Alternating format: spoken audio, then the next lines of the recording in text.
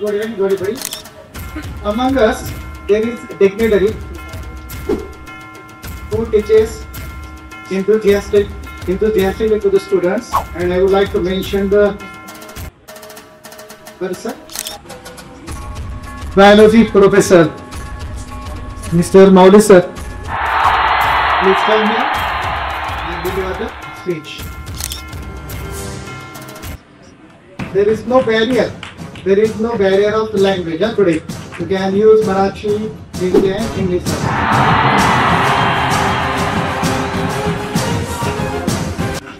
Hello. Good evening. मित्रांनो, कितीही दुसऱ्याच्या मम्मीला जरी आपली मम्मी म्हटलं तरी ती आपली मम्मी होत नाही. बरोबर आहे का? सावध राहिला तुम्ही किती सख्खी आई म्हटलं तरी ती सख्खी आई होऊ शकत नाही. त्यामुळे मी म्हटलं आता खूप जण इंग्लिश मधून बोलले तर आपण थोडं सख्खी आईचा आदर करून पुढे मराठीमध्ये बोलायला पाहिजे. बरोबर आहे. तर आता तुमच्या वयामध्ये मी तुमच्यासारखं थोडी हिंमत केली नाही, बोललो नाही म्हणून आता थरथर कापायला लागले. जर तुमच्या वयामध्ये मी जर समोर जाऊन बोललो असतो तर आता तुमच्यासारखी थोडी हिंमत झाली असती. कारण तुमच्यामध्ये खूप स्टुडंटनी इतकं कौशल्य ठेवून भाषण केलं आहे, एवढ्या स्किल्सने, की मला तेवढं घबराट होईल, जेवढं घाबरायला लागलं तेवढं खूप स्टुडंटने कॉन्फिडेंटली भाषण केलेलं आहे. जे मयूर सरांनी आपल्यासाठी आजचं जे पाऊल उचललं त्यासाठी सरांसाठी एकदा जोरदार टाळ्या वाजवा सर्वांनी. मित्रांनो, एपीजे अब्दुल कलाम नेहमी आपल्याला म्हणायचे की एका माणसाने 100 पावलं चालण्यापेक्षा जर 100 माणसाने एक पाऊल चाललं तर नक्कीच आपला भारत देश स्वतंत्र झाल्याशिवाय राहणार नाही. कारण कुठलंही काम एक माणूस खूप वेळ घालू शकतो एक वर्क करण्यासाठी, पण 100 माणसाने ते जर वाटून घेतलं छोटं छोटं काम तर खूप फास्ट होऊ शकतं आणि आपला भारत देश नक्कीच महासत्ता बनू शकतो. आणि मला अजून एक तुम्हाला स्टोरी सांगायची छोटीशी, की मित्रांनो तुम्हाला प्रत्येकाला माहिती असेल, तुम्हाला या फेज मधून जायचे, तुम्ही 12वी मध्ये जाणार, तुम्हाला JEE मेन्स नीट सारखे एक्झाम द्यायचे. आणि एक चैतन्य इन्स्टिट्यूट नावाचे कोचिंग इन्स्टिट्यूट आहे आपल्या इंडियामध्ये, आपल्या भारत देशामध्ये. आणि त्या चैतन्य इन्स्टिट्यूटचा त्याला एकच मुलगा होता, एक बोलता एक तो मुलगा JEE ची प्रिपरेशन करत होता. JEE मेन्स ची प्रिपरेशन करत असताना त्या मुलाचा JEE मेन्स 2 फेजेस असतात. एक JEE मेन्स असते, फर्स्ट तुम्हाला प्री, त्याच्यानंतर JEE ऍडव्हान्स असते. तर प्री मध्ये त्या मुलाचा ऑल इंडिया टॉप 100 स्टुडंट्स मध्ये रँक आला. म्हणजे असा कोचिंग क्लासेस इंडिया मधला ज्या क्लासचा नेट प्रॉफिट 20,000 करोड इतका आहे आणि त्यांचा एकुलता एक मुलगा JEE मेन्स मध्ये टॉप 100 स्टुडंट्स मध्ये येतो.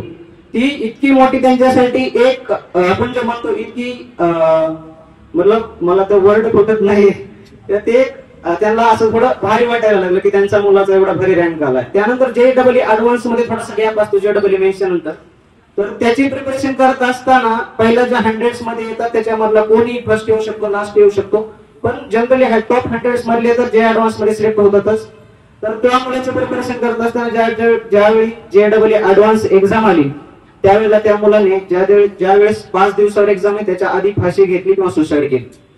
तर मला याच्यासाठी हे सांगायचंय की आज आपल्या भारत देशामध्ये जेवढे शारीरिक रोगी वाढले तेवढेच मानसिक रोगी वाढले आणि ते आपल्या तरुणांमध्ये प्रमाण जास्त आहे. फॉर एक्झाम्पल आपल्या भारत देशामध्ये एक व्हिडिओ गेम येतो, फॉर एक्झाम्पल ब्ल्यूवेल सारखा एक व्हिडिओ गेम येतो, त्याच्या आधारे एक इल्युजनरी दुनियामध्ये, मोबाईलच्या दुनियामध्ये जाऊन त्याचे टार्गेट पूर्ण करत असताना कितीतरी आपला तरुण वर्ग ज्यांच्याकडे खूप काहीतरी स्किल्स आहेत, खूप काहीतरी देशासाठी योगदान देऊ शकत होते, जगासाठी, त्यांच्या आई वडिलांसाठी, अशा लोकांनी सुसाईड केले, अशा विद्यार्थ्यांनी सुसाईड केलं. तर मला हे सांगायचं की विद्यार्थी जीवनामध्ये फक्त थेरॉटिकल पुस्तकी नॉलेजच महत्वाचं नसतं, हे तर आहेच, पण त्याच्या पलीकडे जाऊन आपल्या जर स्टेबलच जगता येत नसतं तर आपल्याकडे किती क्वालिटी असलं ते काहीच कामाचं नाही.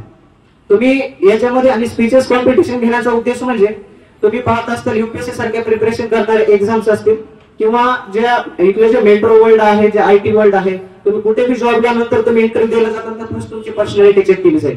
आणि पर्सनॅलिटी मध्ये काय चेक केली जाईल तर तुमच्या बोलण्याच्या स्किल काय आहेत, कारण तुम्ही शब्द जर तुम्हाला कुठे कोणता उच्चार करायचा तर आला तर तुम्ही जगावर राज्य करू शकता आणि त्या स्किल तुमच्या या स्पीचेस कॉम्पिटिशन मध्ये तुमच्यामध्ये टाकल्या जातात. ते सरांचा हाच एकमेव उद्देश होता की तुमच्या पुस्तकी ज्ञानाबरोबर तुमच्यामध्ये व्यक्तिमत्व विकासाचे गुण अजून डेव्हलप व्हावे.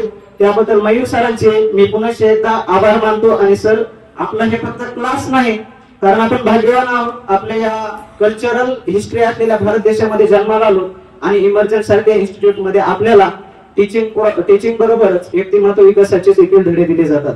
त्याबद्दल मी पुन्हा एकदा सर आपल्या फॅमिलीचा आभार मानतो. मला मेंबर बनण्याची फॅमिलीची संधी मिळाली आणि तुमचे एकदा सर्व स्टुडंटचे आभार मानतो, म्हणजे अभिनंदन करतो की तुम्ही एवढी हिंमत केली आणि जे खाली बसलेले पाठीमागे एकदम फक्त हसत होती त्यांनी पार्टिसिपेट केलं नाही.